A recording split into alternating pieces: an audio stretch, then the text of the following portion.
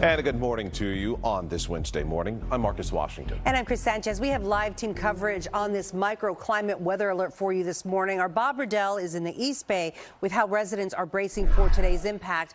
But we want to start with meteorologist Kari Hall, who's leading our coverage. Kari, some folks might be waking up this morning saying, what rain?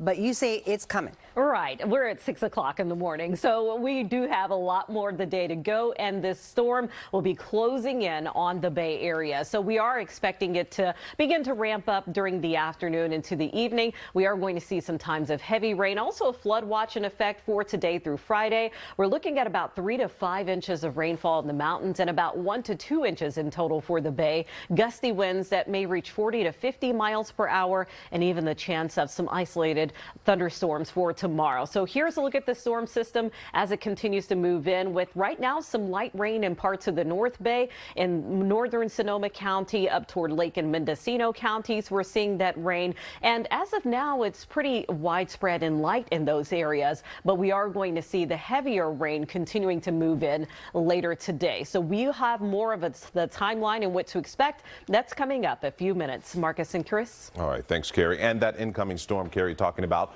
will send a lot of water into our creeks, streams, and rivers, and it's also causing some concern about potential flooding. So that's what NBC Bay Area's Bob Redell is watching for us. Bob, you're along Alameda Creek in Niles Canyon. We know that when it floods there, it gets nasty. So are we expecting flood stage this time?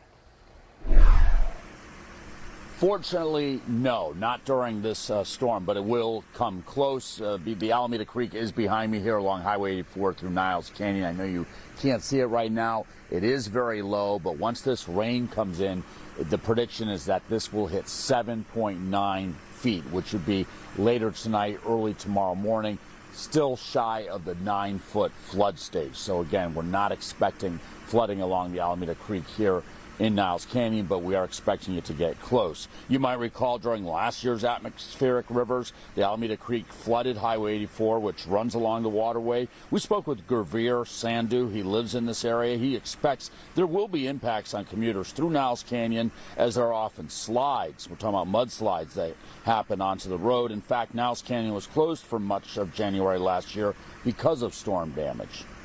With mudslides and everything, yeah, it's dangerous. It's something thankfully, our city's been capable of getting people out there quick enough to let us know, shut them off the roads.